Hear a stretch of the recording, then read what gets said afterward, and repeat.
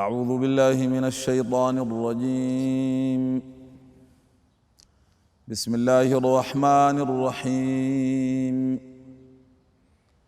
الحمد لله الذي أنزل على عبده الكتاب ولم يجعل له عوجا قيما لينذر بأسا شديدا من لدنه ويبشر المؤمنين الذين يعملون الصالحات أن لهم أجرا حسنا ماكثين فيه أبدا وينذر الذين قالوا اتخذ الله ولدا ما لهم به من علم ولا لآبائهم كبرت كلمة تخرج من أفواههم إن يقولون إلا كذبا فلعلك باخع نفسك على آثارهم إن لم يؤمنوا بهذا الحديث أسفا إنا جعلنا ما على الأرض زينة لها لنبلوهم أيهم أحسن عملا وإنا لجاعلون ما عليها صعيدا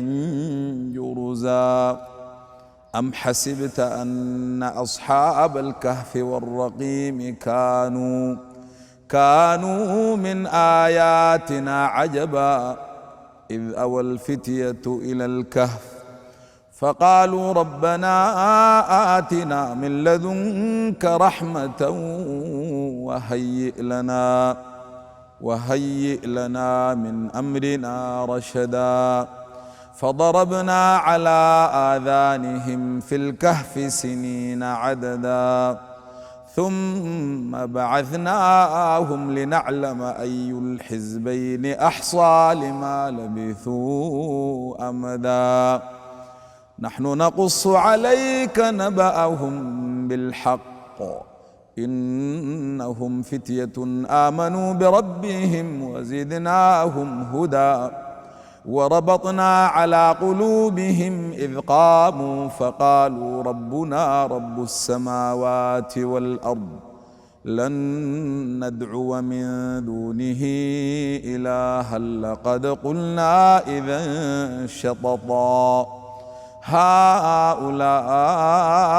قومنا اتخذوا من دونه آلهة لولا يأتون عليهم بسلطان بين فمن أظلم ممن افترى على الله كذبا وإذ اعتزلتموهم وما يعبدون إلا الله فأووا إلى الكهف ينشر لكم ربكم من رحمته ويهيئ لكم من أمركم مرفقا وترى الشمس إذا طلعت تزاور عن كهفهم ذات اليمين وإذا غربت تقرضهم ذات الشمال وهم في فجوة منه ذلك من آيات الله من يهد الله فهو المهتد ومن يضلل فلن تجد له وليا مرشدا وتحسبهم أيقاظا وهم رقود ونقلبهم ذات اليمين وذات الشمال وكلبهم باسط ذراعيه بالوصيد لو اطلعت عليهم لوليت منهم فرارا ولملئت منهم رعبا وكذلك بعثناهم ليتساءلوا بينهم قال قائل منهم كم لبثتم قالوا لبثنا يوما أو بعض يوم قالوا ربكم أعلم بما لبثتم فابعثوا أحدكم بورقكم هذه إلى المدينة فلينظر أيها أزكى طعاما فليأتكم برزق منه وليتلطف ولا يشعرن بكم أحدا إنهم إن يظهروا عليكم يرجموكم أو يعيدوكم في ملتهم ولن تفلحوا إذن أبدا وكذلك أعثرنا عليهم ليعلموا أن وعد الله حق وأن الساعة لا ريب فيها إذ يتنازعون بينهم أمرهم فقالوا ابنوا عليهم بنيانا ربهم أعلم بهم قال الذين غلبوا على أمرهم لنتخذن عليهم مسجدا سيقولون ثلاثة رابعهم كلبهم ويقولون خمسة سادسهم كلبهم رجما بالغيب ويقولون سبعة وثامنهم كلبهم قل ربي أعلم بعدتهم ما يعلمهم إلا قليل فلا تمار فيهم إلا مراء ظاهرا ولا تستفت فيهم منهم أحدا ولا تقولن لشيء إني فاعل ذلك غدا إلا أن يشاء الله واذكر ربك إذا نسيت وقل عسى أن يهديني ربي لأقرب من هذا رشدا ولبثوا في كهفهم 300 سنين وازدادوا 9 قل الله أعلم بما لبثوا له غيب السماوات والأرض أبصر به وأسمع ما لهم من دونه من ولي ولا يشرك في حكمه أحدا واتل ما أوحي إليك من كتاب ربك لا مبدل لكلماته ولن تجد من دونه ملتحدا واصبر نفسك مع الذين يدعون ربهم بالغداة والعشي يريدون وجهه ولا تعد عيناك عنهم تريد زينة الحياة الدنيا ولا تطع من أغفلنا قلبه عن ذكرنا واتبع هواه وكان أمره فرطا وقل الحق من ربكم فمن شاء فليؤمن ومن شاء فليكفر إنا أعتدنا للظالمين نارا أحاط بهم سرادقها وإن يستغيثوا يغاثوا بماء كالمهل يشوي الوجوه بئس الشراب وساءت مرتفقا إن الذين آمنوا وعملوا الصالحات إنا لا نضيع أجر من أحسن عملا أولئك لهم جنات عدن تجري من تحتهم الأنهار يحلون فيها من أساور من ذهب ويلبسون ثيابا خضرا من سندس واستبرق متكئين فيها على الأرائك نعم الثواب وحسنت مرتفقا واضرب لهم مثل الرجلين جعلنا لأحدهما جنتين من أعناب وحففناهما بنخل وجعلنا بينهما زرعا كلتا الجنتين آتت أكلها ولم تظلم منه شيئا وفجرنا خلالهما نهرا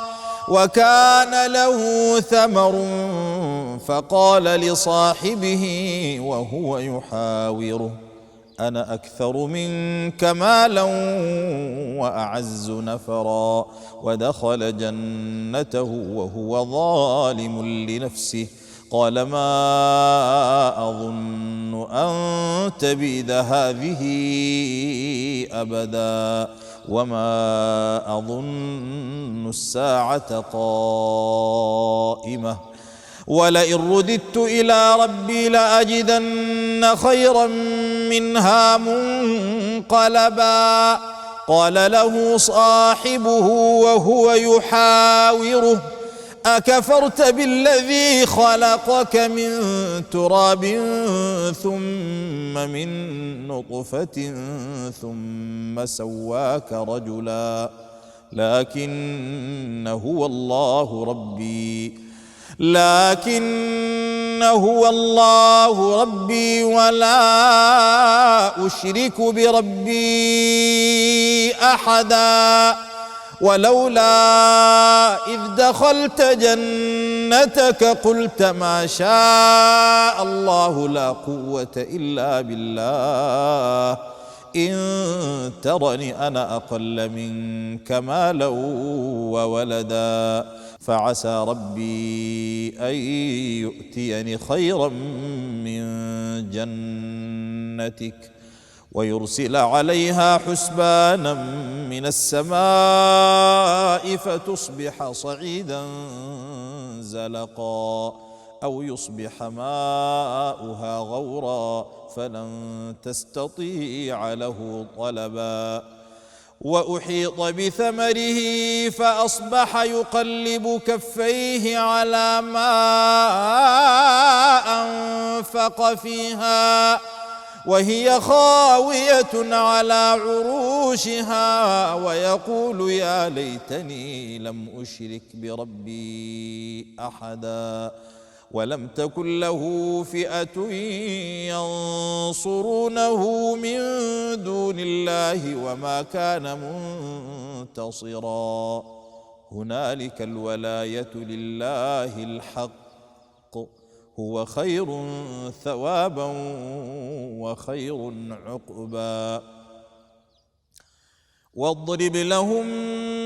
مثل الحياة الدنيا كماء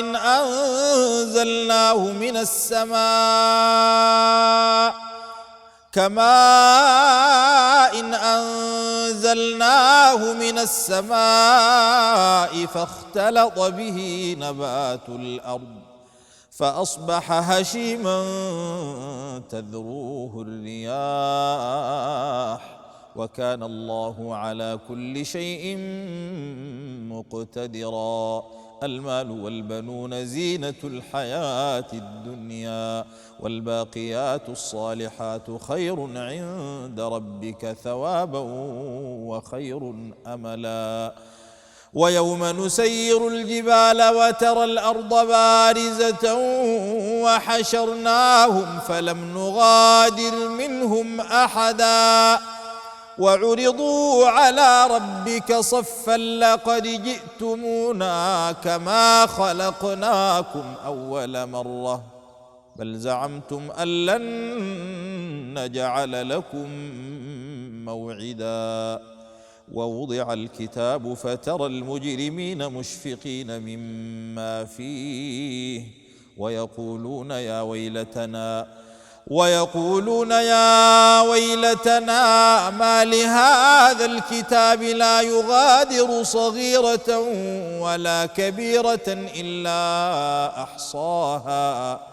ووجدوا ما عملوا حاضرا ولا يظلم ربك أحدا وإذ قلنا للملائكة اسجدوا لآدم فسجدوا إلا إبليس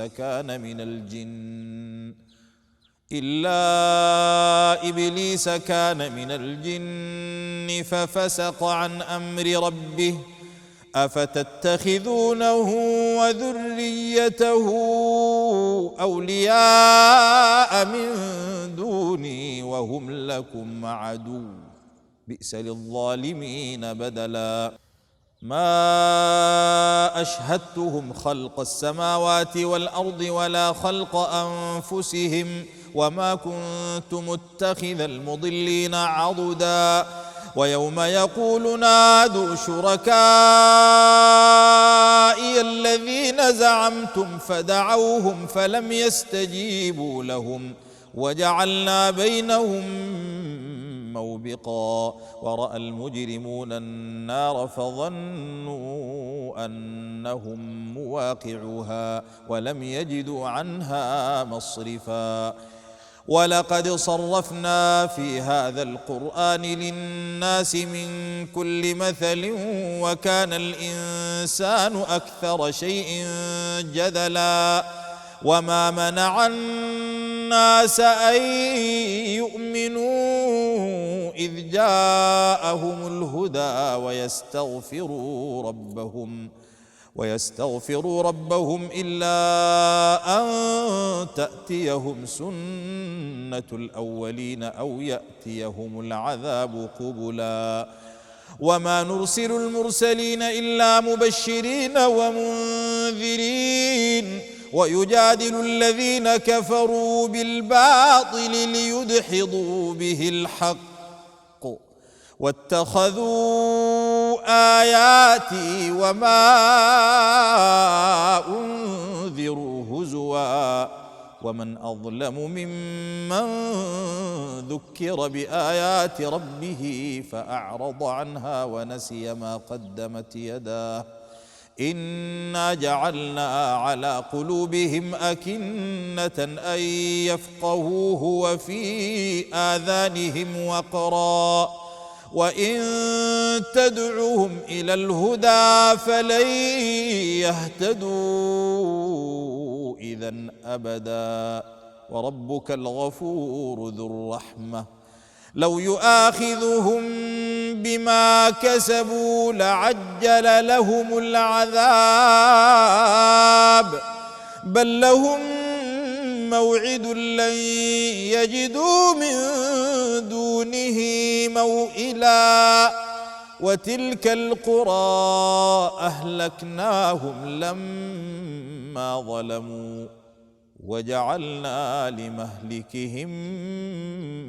موعدا وإذ قال موسى لفتاه لا أبرح حتى أبلغ مجمع البحرين أو أمضي حقبا فلما بلغا مجمع بينهما نسيا حوتهما فاتخذ سبيله في البحر سربا فلما جاوزا قال لفتاه آتنا غداءنا لقد لقينا من سفرنا هذا نصبا قال أرأيت إذ أوينا إلى الصخرة فإني نسيت الحوت وما أنسانيه إلا الشيطان أن أذكره واتخذ سبيله في البحر عجبا قال ذلك ما كنا نبغي فارتدا على آثارهما قصصا فوجدا عبدا من عبادنا آتيناه رحمة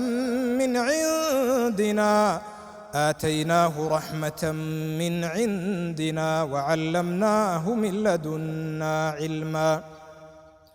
قال له موسى هل أتبعك على أن تعلمني مما علمت رشدا قال إنك لن تستطيع معي صبرا وكيف تصبر على ما لم تحط به خبرا قال ستجدني إن شاء الله صابرا ولا أعصي لك أمرا قال فإن اتبعتني فلا تسألني عن شيء حتى أحدث لك منه ذكرا فانطلقا حتى إذا ركبا في السفينة خرقها قال أخرقتها لتغرق أهلها لقد جئت شيئا إمرا قال ألم أقل إنك لن تستطيع معي صبرا قال لا تؤاخذني بما نسيت ولا ترهقني من أمري عسرا فانطلقا حتى إذا لقيا غلاما فقتله قال أقتلت نفسا زكية بغير نفس لقد جئت شيئا نكرا قال ألم أقل لك إنك لن تستطيع معي صبرا قال إن سألتك عن شيء بعدها فلا تصاحبني قد بلغت من لدني عذرا فانطلقا حتى إذا أتيا أهل قرية استطعما أهلها فأبوا أن يضيفوهما فوجدا فيها جدارا يريد أن ينقض فأقامه قال لو شئت لاتخذت عليه أجرا قال هذا فراق بيني وبينك سأنبئك بتأويل ما لم تستطع عليه صبرا أما السفينة فكانت لمساكين يعملون في البحر فأردت أن أعيبها وكان وراءهم ملك يأخذ كل سفينة غصبا وأما الغلام فكان أبواه مؤمنين فخشينا أن يرهقهما طغيانا وكفرا فأردنا أن يبدلهما ربهما خيرا منه زكاة وأقرب رحما وأما الجدار فكان لغلامين يتيمين في المدينة وكان تحته كنز لهما وكان أبوهما صالحا فأراد ربك أن يبلغا أشدهما ويستخرجا كنزهما رحمة من ربك وما فعلته عن أمري ذلك تأويل ما لم تسطع عليه صبرا ويسألونك عن ذي القرنين قل سأتلو عليكم منه ذكرا إنا مكنا له في الأرض وآتيناه من كل شيء سببا فأتبع سببا حتى إذا بلغ مغرب الشمس وجدها تغرب في عين حمئة ووجد عندها قوما قلنا يا ذا القرنين إما أن تعذب وإما أن تتخذ فيهم حسنا قال أما من ظلم فسوف نعذبه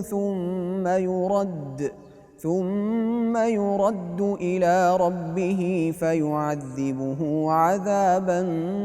نكرا وأما من آمن وعمل صالحا فله جزاء الحسنى وسنقول له من أمرنا يسرا ثم أتبع سببا حتى إذا بلغ مطلع الشمس وجدها تطلع على قوم لم نجعل لهم من دونها سترا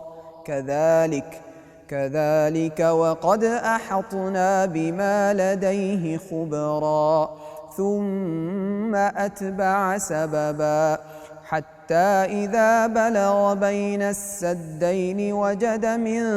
دونهما قوما لا يكادون يفقهون قولا قالوا يا ذا القرنين إن يأجوج ومأجوج مفسدون في الأرض فهل نجعل لك خرجا على أن تجعل بيننا وبينهم سدا قال ما مكني فيه ربي خير فأعينوني بقوة أجعل بينكم وبينهم ردما آتوني زبر الحديد حتى إذا ساوى بين الصدفين قال انفخوا حتى إذا جعله نارا قال آتوني أفرغ عليه قطرا فما استطاعوا أن يظهروه وما استطاعوا له نقبا قال هذا رحمة من ربي فإذا جاء وعد ربي جعله دكاء وكان وعد ربي حقا وتركنا بعضهم يومئذ يموج في بعض ونفخ في الصور فجمعناهم جمعا وعرضنا جهنم يومئذ للكافرين عرضا الذين كانت أعينهم في غطاء عن ذكري وكانوا لا يستطيعون سمعا أفحسب الذين كفروا أن يتخذوا عبادي من دوني أولياء إنا أعتدنا جهنم للكافرين نزلا قل هل ننبئكم بالأخسرين أعمالا الذين ضل سعيهم في الحياة الدنيا وهم يحسبون أنهم يحسنون صنعا أولئك الذين كفروا بآيات ربهم ولقائه فحبطت أعمالهم فلا نقيم لهم يوم القيامة وزنا ذلك جزاؤهم جهنم بما كفروا واتخذوا آياتي ورسلي هزوا إن الذين آمنوا وعملوا الصالحات كانت لهم جنات الفردوس نزلا خالدين فيها لا يبغون عنها حولا قل لو كان البحر مدادا لكلمات ربي لنفد البحر قبل أن تنفد كلمات ربي ولو جئنا بمثله مددا قل إنما أنا بشر مثلكم يوحى إلي أنما إلهكم إله واحد فمن كان يرجو لقاء ربه فليعمل عملا صالحا ولا يشرك بعبادة ربه أحدا